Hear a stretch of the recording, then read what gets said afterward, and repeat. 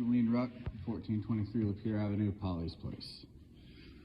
I've been to every single city council meeting since May 9th of last year. That's more than can be said for some of you. Every single one.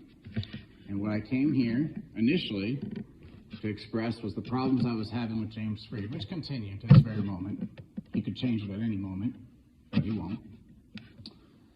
And then the second meeting is when you kicked Kevin Linke out illegally. And you'll say that wasn't illegal. Well, check the May 23rd City Council meeting on YouTube, the City of Port Huron YouTube, and you'll find it's not there.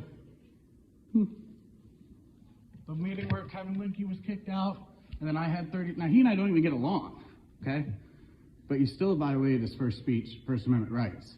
Not only that, you weren't there for the next few meetings because you had COVID, apparently. Not only that, a Freedom of Information Act had to be filed to get that footage of that City Council meeting.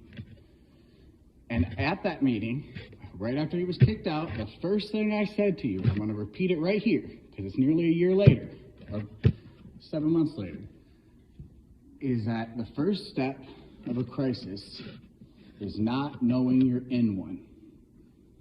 So, as a fresh start to the year, courtesy of Councilmember Haremza coming out to the garden for 2 hours and talk to me in the drizzle, is the only reason I'm willing to give this third fresh start.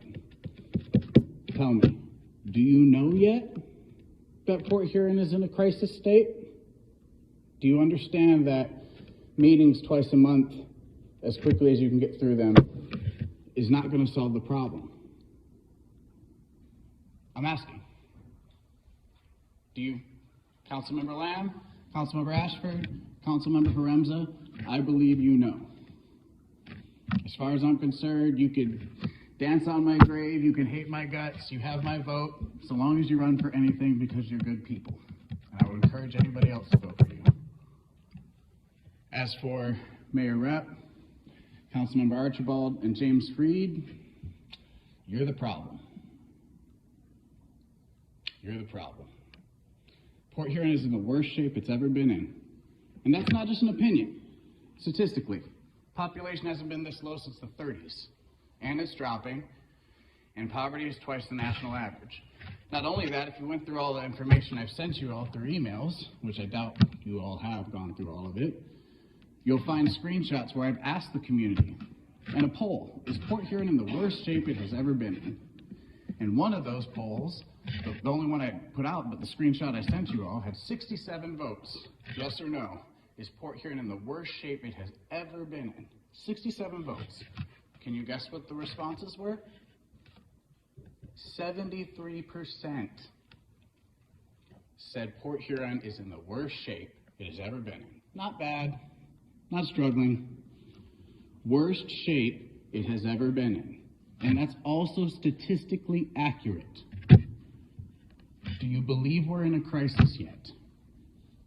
Councilmembers Pemberton and Moserac. It's strange to me that it should come down to you two, but really because this council is so evenly divided on people who seem to care and people who don't. The fate of the city is in your hands. Are you going to invest in the past or the future? Do you want to keep getting elected? It's up to you two.